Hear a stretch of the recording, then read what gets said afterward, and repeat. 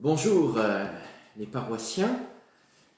Voilà, c'est la première fois que je me sers d'un Facebook Live, alors c'est peut-être pas très bien réglé. Je vous demande pardon. Voilà. Alors, nous allons parler ce soir de l'instant présent. Donc, confions-nous au Seigneur et puis nous allons aborder ce sujet. Au nom du Père et du Fils et du Saint-Esprit. Amen. Viens, Seigneur Esprit Saint, dans mon cœur, dans mon intelligence. Viens, Esprit Saint, visiter toutes mes activités, mon travail, ma famille, ma maison, mon quotidien. Viens m'aider à l'habiter plus profondément, à m'unir à toi. Donne-moi la grâce de louer le Père, en toi, Esprit Saint. Donne-moi la grâce d'imiter le Fils, de m'offrir pour la gloire de Dieu et le salut des âmes en toute occasion. Je vous salue Marie, pleine de grâce, le Seigneur est avec vous. Vous êtes bénie entre toutes les femmes, et Jésus, le fruit de vos entrailles, est béni. Sainte Marie, Mère de Dieu, priez pour nous pauvres pécheurs, maintenant et à l'heure de notre mort. Amen. Alors le sujet sera l'instant présent. Alors c'est assez paradoxal parce que c'est moi qui vous en parle, c'est-à-dire un prêtre qui n'a quasiment jamais de temps. Comme tous les prêtres, on est des hyperactifs, et donc le parler de l'instant présent a une vertu curative pour moi et peut-être pour vous, c'est-à-dire de nous replonger sur l'essentiel, de l'essentiel de notre vie.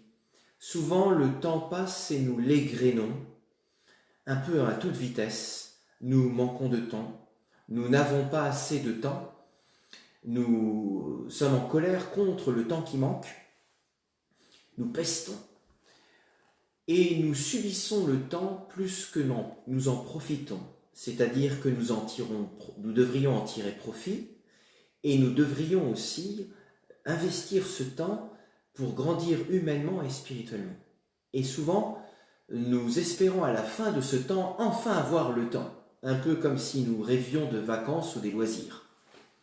Alors c'est sans doute pas cette manière-là de vivre chrétienne qui est la bonne manière. Souvent d'ailleurs la culture du loisir trahit un mauvais rapport au temps. Si nous fuyons l'instant présent et le travail que nous faisons au quotidien, c'est que nous ne savons pas l'habiter. Alors ce soir je vais vous parler un petit peu de deux axes. On pourrait dire beaucoup de choses, mais je vais développer deux axes sur le temps. Ça va être l'orientation et la signification. C'est deux sens. D'ailleurs, le mot français sens implique cela.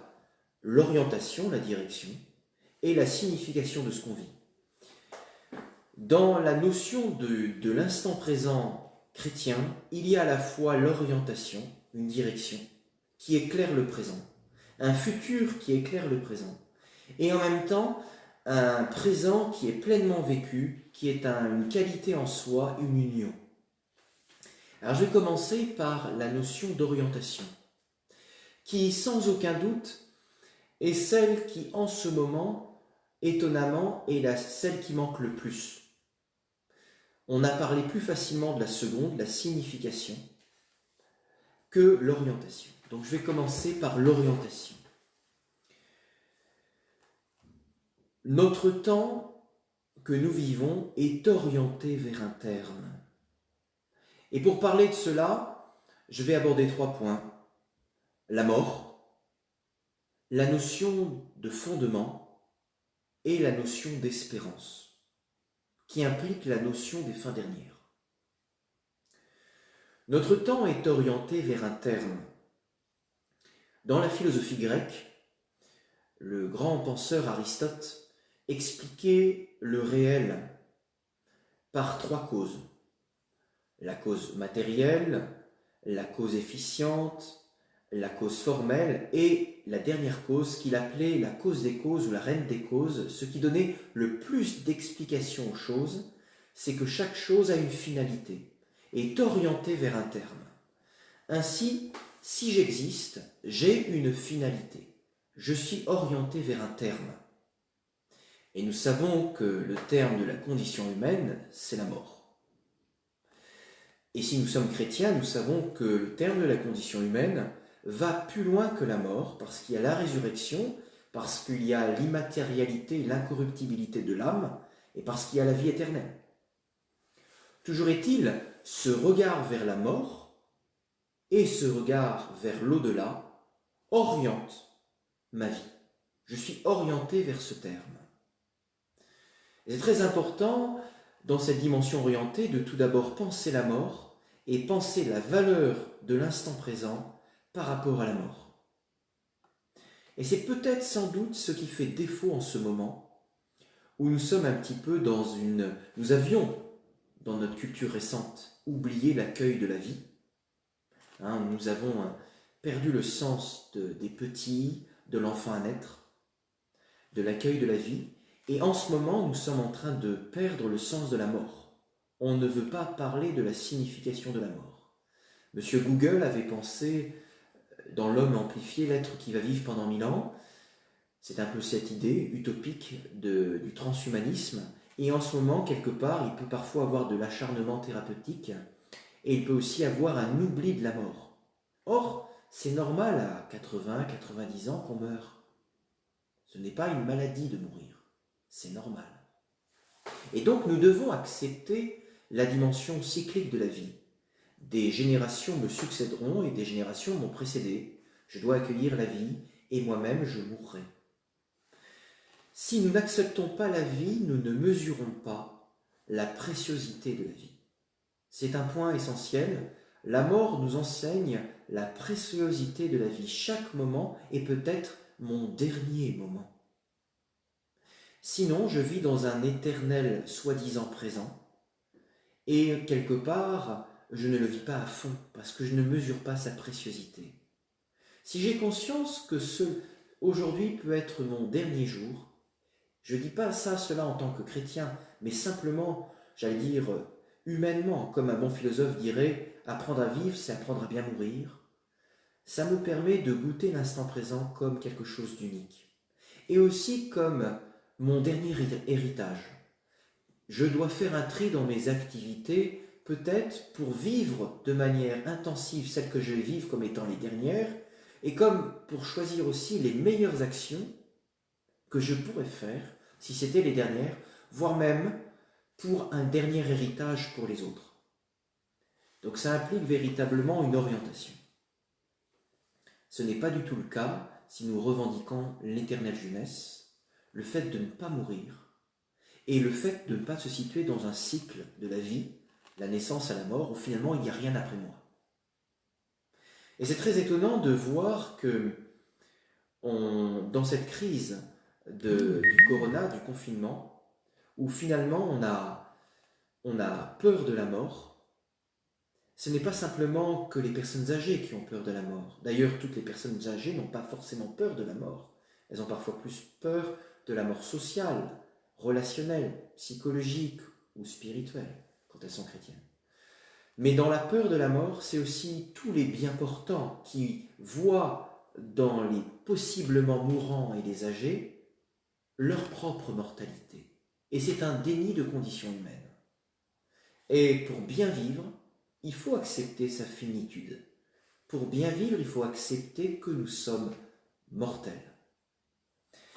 Les chrétiens autrefois faisaient l'exercice de la bonne mort. On la retrouve dans la tradition franciscaine.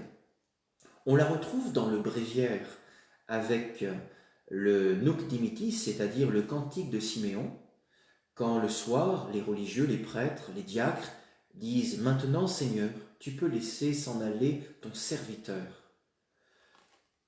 Aller dormir, c'est un peu entrer dans la mort. C'est prendre l'attitude du mort qui s'allonge. Les chrétiens ont souvent prié Saint Joseph dans cette culture-là, Saint Joseph qui est le patron de la bonne mort, qui est mort dans les bras de Marie avec l'enfant Jésus. Et dans toute la tradition occidentale, on a par exemple à la période baroque des peintures qui représentent les vanités avec les crânes. Tout est vanité, dit l'Ecclésiaste. Donc se préparer à la mort et donner l'essentiel. Je disais cela pour soi-même. Se préparer à la mort, c'est mesurer la préciosité de sa vie, c'est refuser de la gaspiller, c'est donc ne pas être paresseux. La mort est un stimulant pour bien vivre. Mais c'est un stimulant personnel, mais c'est aussi un stimulant communautaire, puisque penser à sa mort, c'est penser à ce qu'on va léguer aux générations futures, comme héritage de pensée, comme héritage d'action, comme trésor durable. Et parce que nous sommes dans une société de l'éternel, de la divinisation du présent, une fausse éternité, parce que nous sommes dans une société de l'éphémère qui ne vit pas le présent mais qui veut l'accumuler, nous ne sommes pas dans une société du développement durable. Nous ne sommes pas dans une société qui pense aux générations futures. Si nous pensions à notre mort, notre présent serait une œuvre pour les générations suivantes.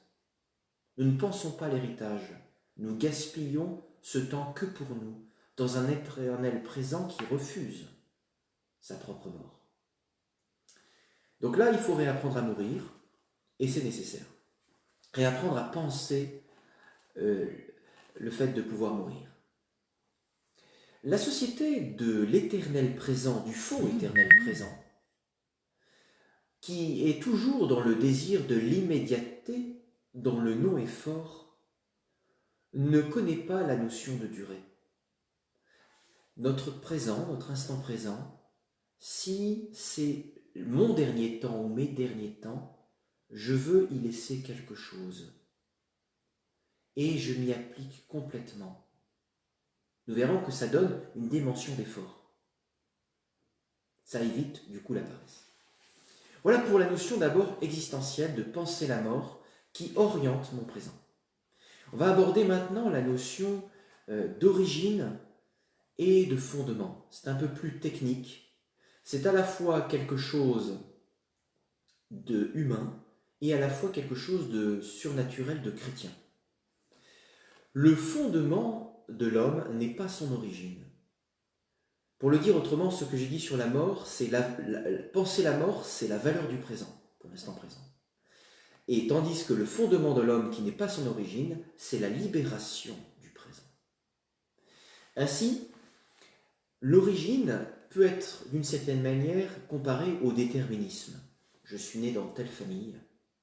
Positive, c'est une expérience positive d'abord de naître dans une famille, mais ça peut être une famille pauvre, une famille où finalement on n'est pas aidé socialement, une famille défavorisée, je peux être né avec tel ou tel handicap physique, mental, je peux être né avec beaucoup d'argent, pas beaucoup d'argent, etc. Donc on a plus ou moins, selon notre origine, des facteurs conditionnants, des déterminismes qui ont un certain poids dans notre vie, qui peuvent faciliter le déploiement de nos potentiels ou le restreindre. Nous savons que des jeunes qui n'ont pas eu forcément d'éducation au démarrage, c'est plus dur par la suite d'être un homme adulte. Donc les déterminismes sont réels et on n'est pas égaux selon notre origine. C'est très clair. Ce serait un déni de réalité que de dire l'inverse. Ceci dit, l'origine n'est jamais le fondement. C'est ça la bonne nouvelle existentielle et la bonne nouvelle chrétienne. Qu'est-ce que le fondement? C'est ce sur quoi nous fondons les droits de l'homme.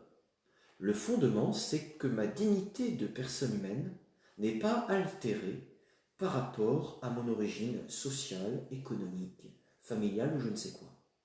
Ni même par mes compétences intellectuelles ou mes qualités physiques. Donc c'est le fondement, c'est ma dignité d'homme inaltérable.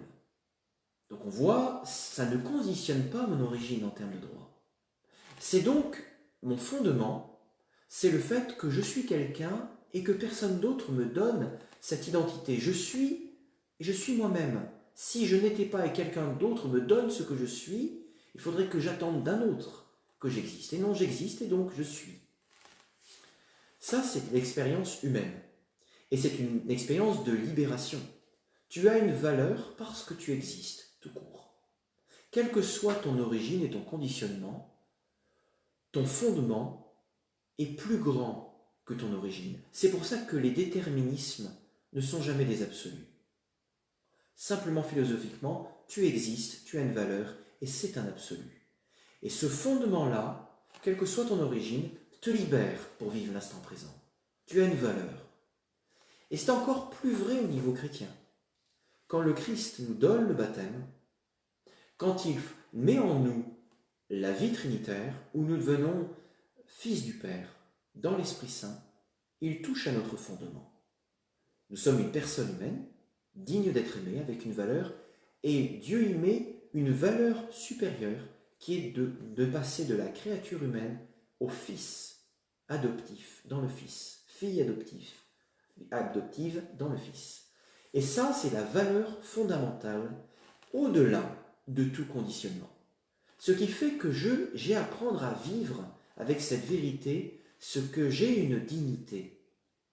Et les vertus théologales, pour le coup, reçues au baptême, j'allais dire, vont libérer l'instant présent.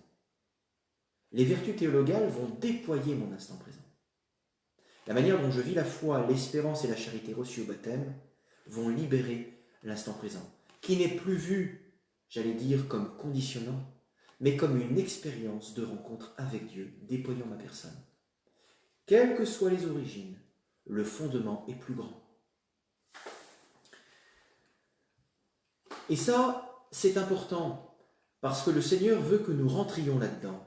Quand il dit « Si vous connaîtrez la vérité vous rendra libre », en Jean 8, 31, 32, beaucoup de choses peuvent être dites. Il y a la dynamique de la liberté, la notion de vérité qui permet d'être libre, de connaissance qui permet d'être libre. On ne peut pas être libre sans connaissance. Mais il y a aussi cette notion fondamentalement, si tu sais qui tu es, ce qu'avaient dit les Grecs, connais-toi toi-même. Si tu sais qui tu es libre. Tu es libre au-delà des contextes. Tu es profondément libre. Et dans le Christ, tu obtiens la pleine liberté, la vérité sur toi-même. Et donc, comme le dit saint Paul, dans ce cas-là, il n'y a plus d'esclaves ni de maîtres. Nous sommes tous fils de Dieu. Et donc le présent est libéré. Et donc on peut vivre libéré spirituellement son présent tout en étant confiné, tout en étant aussi emprisonné. Le fondement libère le présent. Mais la notion la plus importante, après avoir vu la notion de mort, de fondement, c'est la notion d'espérance, qui me semble la plus importante pour parler de l'orientation de l'instant présent. C'est la notion d'espérance, cette vertu d'espérance, ça motive le présent. Nous ne sommes pas, je l'ai dit, dans un chaos, nous sommes dans quelque chose qui a une finalité. Nous ne sommes pas dans quelque chose de cyclique, nous sommes dans une orientation définitive. Je n'ai qu'une seule vie. Elle est chère, j'en prends soin, elle est précieuse. Et ce qui est très important, c'est que nous comprendrons réellement si nous voyons notre terme. Nous comprendrons ce que nous avons à vivre dans le présent si nous en voyons le terme. Si je prenais l'exemple, par exemple, de quelqu'un qui fait une construction, on prend souvent cet exemple dans les cycles,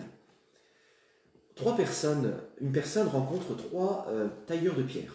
Le premier tailleur de pierre, laborieusement, taille sa pierre. Et la personne lui dit « Qu'est-ce que tu fais ?» Et la personne, laborieusement, et de manière un peu, j'allais dire, dans l'habitude, dans la répétition, un peu blasée, dit « Bon, voilà, je taille une pierre. » Cette même personne rencontre une autre personne qui semble plus joyeuse et lui dit « Mais que fais-tu, toi ?» Et la personne lui dit « Je taille une pierre, mais je taille un arc, une porte d'entrée. » Ah, ça a une valeur. La personne voit le terme de ce qu'elle fait. Et notre questionneur va voir la troisième personne qui a l'air très joyeuse, qui siffle, qui est très heureuse. Il lui pose la même question, qu'est-ce que tu fais ? Elle taille la pierre aussi. Mais elle lui dit, moi je bâtis une cathédrale. Nos actions, nous devons comprendre que nos actions nous orientent vers le terme, vers le ciel.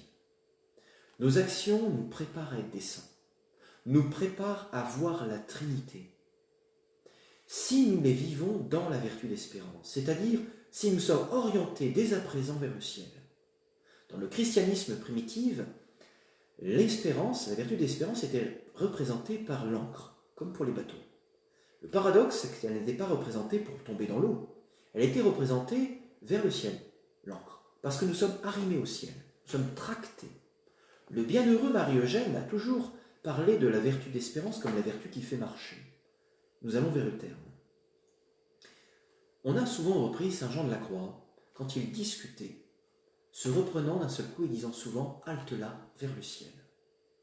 Cette expression montre tout son être tourné vers le ciel. Et donc, moi je vis, il faut vivre l'instant présent, et je me le dis vraiment à moi-même, tourner vers le ciel. Si tu es tourné vers le ciel, tu considéreras l'instant présent comme une grâce de conversion, une grâce de charité, une grâce de sanctification qui a une très grande valeur. Qui plus est, si tu médites sur ta finitude, sur ta mort, c'est peut-être le dernier moment pour toi. Ne le gaspille pas, c'est peut-être le moment de ton héritage. Et c'est aussi, on va dire, c'est celui où tu te révèles pleinement. Et Dieu permet de nous donner ces temps. Marie-Eugène médite beaucoup la vertu d'espérance, et il dira même des choses très fortes. Dieu a étagé la grâce, c'est-à-dire qu'il a prévu que la personne, ce qui est tout à fait juste théologiquement, soit sainte à sa mort. Et il dit, ce n'est pas grave si nous vivons 20 ans, 80 ans, 100 ans. L'important, c'est d'être saint à l'arrivée. Dieu a mis son poids de grâce dans le temps. Mais nous, à l'instant présent, il n'y a que ce temps-là qui nous est donné. Et nous devons déjà aspirer à notre terme. Et dans l'instant présent, chrétien, rentrent deux éléments importants de la foi en Dieu créateur. La notion de toute puissance divine, Dieu gouverne tout. Et deuxièmement, la notion de providence. C'est un peu la même chose. Simplement, la notion de providence, ça touche plus nous-mêmes, et la notion de toute puissance, on peut dire que ça peut toucher les éléments, le temps. Tourner vers l'espérance, ça veut dire que je ne vais jamais désespérer l'instant présent. J'aurai la grâce, le secours nécessaire pour le vivre. Dieu, par sa providence, guide chacun de mes pas. Il me donne la grâce, d'ailleurs il le dit à saint Paul, ma grâce me suffit. Et il oriente chaque événement dans ma vie. Ainsi, dans ce confinement, les faits que les chrétiens ne peuvent pas avoir les sacrements, c'est un scandale, c'est un manque de liberté, mais il y a aussi, mystérieusement, Dieu le permet. Et parce qu'il le permet, dans sa toute-puissance, il va en tirer un bien. Et donc, quelque part, on peut être scandalisé, mais pas jusqu'à désespérer, parce que Dieu conduit chaque chose vers son terme, parce qu'il est tout-puissant, et qu'il va pouvoir, d'une manière mystérieuse, en donnant des grâces. Comme le dit l'Épître aux Romains, Romains 8, 28, tout concourt au bien de ceux qui aiment Dieu. Donc la vertu d'espérance est très importante, et nous voyons que dans le désert, Israël vit au jour le jour. Israël vit la réception de la manne, cette nourriture mystérieuse, et Israël a été tenté d'en faire un peu des réserves. Cette fameuse accumulation du temps qu'on voudrait. Et en fait, elle pourrissait, parce que Dieu le donnait au jour le jour, et apprendre à vivre d'espérance, c'est apprendre à rentrer dans la pauvreté spirituelle en recevant l'aujourd'hui. Cette fameuse phrase que disaient souvent les ecclésiastiques dans les années 70-80, l'aujourd'hui de ce jour, mais en fait c'est profondément vrai parce que ça correspond au Notre Père. Donne-nous aujourd'hui notre pain de ce jour. Et tu me donnes l'instant présent, Seigneur. Je le vis tourner vers le terme, vers le ciel, et je reçois en ce moment ma manne. Voilà, je reçois en ce moment la grâce. Donc il y a beaucoup de choses à recevoir, et le Seigneur nous enseigne cela. Moi je le dis parce que j'en ai vraiment toujours besoin, je suis un hyperactif, et aussi je pense souvent sans arrêt les plans de l'avenir, et j'oublie parfois l'instant présent, je le confesse volontiers, et Dieu me redit souvent, et peut-être il vous redit à vous, Matthieu 6, chaque jour suffit sa peine, ton Père voit dans le secret. C'est la finale de Matthieu 6. C'est exactement une illustration du Notre Père. Donc si j'avais à reprendre cette première partie, je dirais, pensez dans cette notion de orientation pour bien vivre l'instant présent, pensez à sa mort, pour considérer qu'elle est précieuse et que je ne dois pas être paresseux, et qu'elle est un héritage pour les autres. Pensez que je ne suis pas conditionné, que même tous mes péchés, tout mon passé ne me conditionnent pas. Dieu me redonne la joie, me recrée à chaque instant. Pourvu que je sois en état de grâce, il me recrée. Moi qui suis prêtre, je vois des des chrétiens qui ne se pardonnent pas leurs péchés, Dieu leur a pardonné, mais ils vivent dans le passé. Or, saint Paul, en Philippiens 3, nous dit « oubliant ce qui est derrière, je suis tendu vers l'avant ». C'est la vertu d'espérance. Donc, le fondement n'est pas l'origine, n'est pas le déterminisme. Penser à la mort m'aide à vivre l'instant présent comme précieux et comme un legs pour les autres. Et la vertu d'espérance qui me fait croire que Dieu oriente tout, que Dieu va me donner dans sa providence ce qui est bon pour moi, et que je suis tendu vers le terme. Ça m'aide à supporter les croix du présent aussi. Je contemple le ciel. L'instant présent n'est pas forcément que joyeux, il peut être douloureux. Mais celui qui vit d'espérance ne vit pas d'optimisme ou de pessimisme. On peut être quelqu'un qui vit d'une vraie acuité, et dans certains cas, dans notre contexte, on pourrait être assez pessimiste. Mais la vertu d'espérance nous fait dépasser le contexte du positif ou du négatif, parce que nous savons que Dieu conduit les choses. L'expérience flagrante, c'est Jean-Paul II, qui dira à l'Église « Entrez dans l'espérance, n'ayez pas peur », lui qui a connu deux totalitarismes et le manque de liberté religieuse. Donc c'est très important de rentrer dans cette dynamique-là. Et d'une certaine manière, si nous ne rentrons pas dans la vue de notre finalité, le ciel, nous risquons de manquer le présent. Et voyez-vous, nous devrions avoir moins peur de la mort. Je fais une petite parenthèse. Bien sûr, nous devons nous protéger, être prudents. Mais nous avons fait passer parfois la vertu de prudence, qui est une vertu cardinale, la plus importante pour le discernement, avant les vertus théologales. Nous avons fait passer ce qu'on dit souvent, le sanitaire avant le salutaire. Et qu'est-ce qu'il y a comme crise derrière? Il y a comme crise dans l'Église la perte du sens des fins dernières, le jugement particulier, l'enfer, le purgatoire, le ciel, et l'espérance qui désire le ciel, qui fait qu'on est motivé pour le présent, qui fait qu'on risque sa vie pour les autres, qu'on la donne et qu'on la perdra si nécessaire, pour un besoin éminent qui est le besoin de l'âme. Eh bien, finalement, c'est le ciel qui motive. Mais si on oublie le ciel et les fins dernières, le temps, on veut le vivre comme un éternel présent sécuritaire. Vous voyez? Donc ça, l'Église a sans doute à retravailler, à se rapprivoiser cela. Voilà pour cette première partie, l'instant présent est orienté vers le terme. La deuxième partie, c'est l'instant présent a une valeur pour lui-même. Alors je l'ai dit tout à l'heure, l'instant présent n'est pas l'éternel présent qui ne passe pas, que la culture contemporaine voudrait éterniser dans une éternelle jeunesse, consumériste et éphémère, en oubliant la mort en ce moment. Non, l'instant présent va passer, il est orienté vers le terme, mais en même temps, il a une valeur en soi, et les chrétiens l'honorent.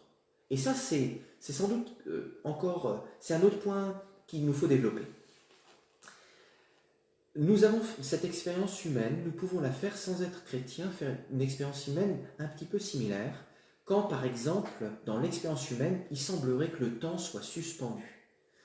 Par exemple, nous voyons un film très beau, une belle pièce de théâtre, une belle musique, une expérience d'amitié, un échange d'amour fort, comme si le temps s'arrêtait et c'était d'une grande qualité. Et bien d'une certaine manière, ça, c'est très beau, c'est très grand. C'est des moments privilégiés, qui sont parfois uniques, que nous n'arriverons peut-être pas toujours à reproduire, mais que nous sommes invités à vivre, c'est-à-dire à nous motiver dans les petits temps, en termes qualitatifs, essayer de les vivre à fond, ces petits temps. Mais ces petits temps, ou même ces grands temps un peu qui sembleraient suspendus, c'est ça l'éternité. Nous vivrons un temps incroyable de jubilation. Mais dans l'instant présent, nous pouvons déjà rencontrer Dieu. Dans l'instant présent, nous pouvons vivre une fécondité. Pourquoi? Parce que Dieu est l'éternel présent. Dieu contient tous les temps. D'ailleurs, il n'est pas contenu dans le temps ni dans les lieux. C'est lui qui crée le temps, qui le contient, qui contient tous les lieux. Mais Dieu est l'éternel présent. Et je ne peux rencontrer Dieu que dans le présent. C'est pour ça une spiritualité chrétienne qui se projetterait sur le futur, c'est différent de l'espérance, sans penser au présent. Alors que l'espérance, c'est vivre le présent éclairé par le futur. Mais une spiritualité chrétienne qui fuirait dans le futur, ou qui regarderait qu'en arrière, c'est-à-dire sans la miséricorde, en ayant toujours peur, en se pardonnant pas. C'est une spiritualité qui oublie le contact avec Dieu, parce que Dieu n'est que dans le présent. Et il nous est donné deux choses dans le présent. Il nous est donné plusieurs choses en fait. Il nous est donné la volonté de Dieu, et il nous est donné la grâce de Dieu pour vivre la volonté de Dieu, et il nous est donné le contact avec Dieu. Dieu se touche dans le présent. La volonté de Dieu, la grâce de Dieu et le contact avec Dieu. Victor Sillon, dont je cite le livre volontiers, dont je vous le conseille, pour un réalisme spirituel, l'instant présent, Victor Sillon a dit cette parole très forte. C'est un carme qui a écrit ce livre. L'instant présent, c'est le sacrement perpétuel, le signe de la présence cachée de Dieu. Ainsi, tout gaspillage deviendrait une profanation. Dieu se donne dans l'instant présent. L'instant présent, ça permet à l'âme d'être en contact avec Dieu. L'âme touche la volonté divine, quelle que soit sa forme et son contenu. Ce qui m'arrive, Dieu le permet d'une manière, sans être sadique. Il veut attirer un bien. Et je dois y acquiescer. Et je voudrais citer un autre livre. Voilà, là ça fait mon petit passage un peu bibliothécaire, mais c'est le père Jean-Pierre de Caussade. Alors pour le coup, c'est pas la spiritualité carmélitaine, mais c'est la spiritualité ignatienne du XVIIe siècle, l'abandon à la providence. C'est tout petit. Voilà. Et en fait, le père de Caussade nous explique clairement que dans l'instant présent se fait la volonté de Dieu, que les saints de l'Ancien et du Nouveau Testament ont reconnu dans ce qui leur arrivait l'action de Dieu, non pas comme un fatalisme, mais comme Dieu agit ainsi, et je dois l'acquiescer. Voilà, c'est ce qu'on appelle en termes thérésiens l'abandon. Faire confiance, s'abandonner à la volonté de Dieu. Dieu se donne dans l'instant présent, c'est le point de contact. Ainsi, le temps n'est pas simplement, vous savez, en termes grecs, il y a deux qualificatifs du temps, le chronos, le temps qui se déroule, et le kairos, le surgissement, l'événement. Eh bien, le temps présent, qui me donne la volonté de Dieu, la grâce de Dieu à chaque instant, comme la manne au désert, je ne peux pas le recevoir après, et aussi le contact avec Dieu, éternel présent, peut devenir des petits kairos, des petits kairoi, des petits événements, des petites révélations de Dieu. Donc Dieu, de manière expérimentale, se fait connaître à moi dans le présent. Vous voyez, une chose est d'avoir une catéchèse sur Dieu. C'est important. Autre chose est d'expérimenter Dieu. On l'expérimente dans la prière, dans l'écoute de Dieu. D'ailleurs, c'est très intéressant, l'écoute de Dieu. C'est l'écoute du présent. C'est pas, et ça demande une qualité d'attention. Ça demande des qualités très particulières.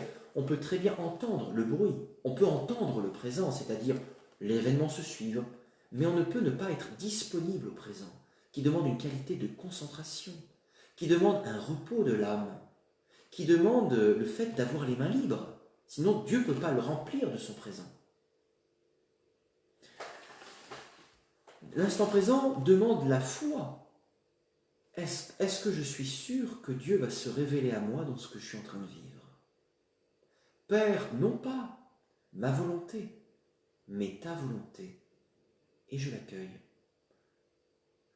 C'est très important de tout faire pour chercher à faire l'œuvre de Dieu. Et s'il y a des événements négatifs, à essayer dans la mesure du possible de les rendre meilleurs, de se soigner quand on est malade, etc.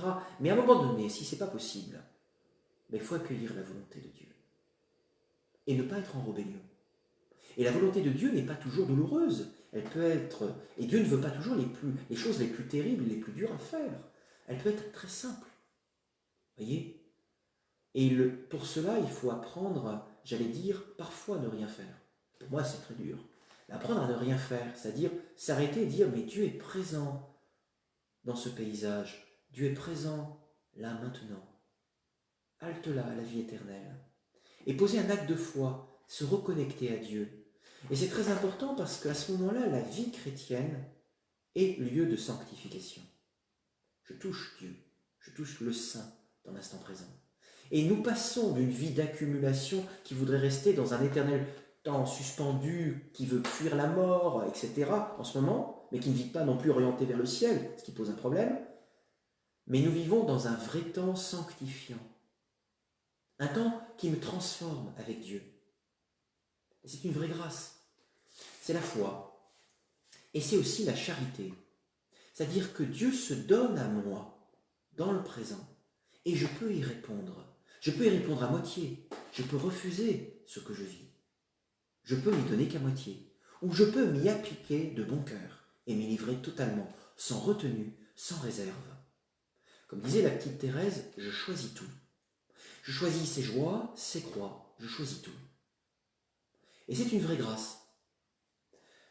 Le temps est donc une manifestation de l'amour de Dieu qui attend une réponse d'amour selon de multiples formes. Le père Joël Guibert, non, je crois que c'est Benoît XVI, ou le père Joël Guibert, raconte cette anecdote. Un cardinal rentra dans une maison religieuse, s'assoit à une table, se soit sur une chaise près d'une table, et voit une petite religieuse en train de balayer. Et le grand cardinal dit à la religieuse, « Ma sœur, que faites-vous » Et la sœur de répondre, « Éminence, je fais la même chose que vous. » Et le cardinal un peu étonné, « C'était pas tout à fait, moi je passe pas le balai, moi je fais ci là. » Et la religieuse de reprendre, « Si, nous faisons tous deux la volonté de Dieu. » Et on comprend là la valeur du temps présent. On comprend là la valeur de servir l'amour de Dieu dans l'instant présent. Et on comprend mieux la notion de service. Le service chrétien, c'est pas plus t'en fais, plus t'en baves, mieux c'est, ou allez, faut être courageux. Ça serait tomber dans de la morale. C'est pas mal, mais c'est pas tout à fait ça. Le service chrétien, c'est être avec Jésus là où il est. Or, Jésus est là, maintenant, dans mon temps présent. Et donc, ma joie, c'est d'être avec Jésus, quel que soit le service. Même si c'est le repos, c'est là. C'est une réponse d'amour. Et être dans l'instant présent ne me demandera pas forcément de faire de grandes choses. Ça peut être acquiescer à un juste repos.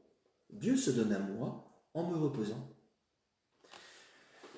L'instant présent, contact avec Dieu, de la volonté de Dieu, contact de la grâce de Dieu, contact de sa présence, fait que le temps n'est plus un temps efficace, simplement, mais un temps fécond. Un temps fécond, c'est-à-dire que mes joies, si elles sont le contact à l'adhésion à la volonté de Dieu avec la grâce de Dieu et sa personne, c'est un lieu méritoire. C'est un lieu qui me sanctifie. Et là, ça devient intéressant. Ça veut dire qu'on peut vivre intensivement ce qu'on fait et devenir rapidement un saint, dans la qualité d'union qu'on a à Dieu dans l'instant présent. Et là, je terminerai par quelqu'un qui est un maître, c'est sainte Thérèse de Lisieux, qui a vécu que 24 ans et qui nous enseigne deux choses, le temps orienté vers le terme et le temps uni dans le présent. Ce que l'on a dit au début. Pour reprendre et pour résumer, Thérèse, tournée vers le terme, dira à sa mort, « Je ne meurs pas, j'entre dans la vie. Quand je serai au ciel, je passerai mon ciel à faire du bien sur la terre. » Et qu'elle a conscience qu'elle se prépare au ciel, qu'elle désire le ciel. Et ça la motive à vivre ses croix, sa grande nuit qu'elle vivra sur la fin de sa vie. Donc on voit qu'il faut retrouver les fins dernières, l'espérance chrétienne, le désir du salut. Sinon, quelque part, nous ne serons pas assez engagés dans le présent. Et d'un autre côté, Thérèse nous dit que simplement, et c'est pas paradoxal, c'est les deux vérités de l'instant présent chrétien, l'instant présent a sa seule valeur en lui-même pour trouver Dieu. Et elle dira cela dans son poème. « Ô mon Dieu, pour t'aimer, sur la terre, je n'ai rien qu'aujourd'hui. » Et je finirai par ça. C'est un long poème, je vous le lis, puis je finirai par ça. La vie n'est qu'un instant, une heure passagère. Ma vie n'est qu'un seul jour qui m'échappe et qui fuit. Tu le sais, ô mon Dieu, pour t'aimer sur la terre, je n'ai rien qu'aujourd'hui. Ô je t'aime, Jésus, vers toi mon âme aspire. Pour un jour seulement, reste mon doux appui. Viens régner dans mon cœur, donne-moi ton sourire, rien que pour aujourd'hui. Que m'importe, Seigneur, si l'avenir est sombre, te prier pour demain ou non, je ne le puis. Conserve mon cœur pur, couvre-moi de ton ombre, rien que pour aujourd'hui. Si je songe à demain, je crains mon inconstance. Je sens naître en mon cœur la tristesse et l'ennui. Mais je veux bien, mon Dieu, l'épreuve, la souffrance, rien que pour aujourd'hui. Je dois te voir bientôt sur la rive éternelle, ô pilote divin, dont la main me conduit sur les flots orageux, guide en paix ma nacelle, rien que pour aujourd'hui. Ah, laisse-moi, Seigneur, me cacher en ta face. Là, je n'entendrai plus du monde le vain bruit. Donne-moi ton amour, conserve-moi ta grâce, rien que pour aujourd'hui. Près de ton cœur divin, j'oublie tout ce qui se passe. Je ne redoute plus les craintes de la nuit. Ah, donne-moi, Jésus, dans ce cœur une place, rien que pour aujourd'hui. Pain vivant, pain du ciel, divine Eucharistie. Au mystère touchant que l'amour a produit, viens habiter mon cœur, Jésus ma blanche hostie, rien que pour aujourd'hui. Daigne m'unir à toi, vigne sacrée et sainte, et mon faible rameau te donnera son fruit, et je pourrai t'offrir une grappe dorée, Seigneur, dès aujourd'hui. Cette grappe d'amour dont les grains sont les âmes, je n'ai pour la former que ce jour qui s'enfuit. Ô donne-moi, Jésus, d'un apôtre les flammes, rien que pour aujourd'hui.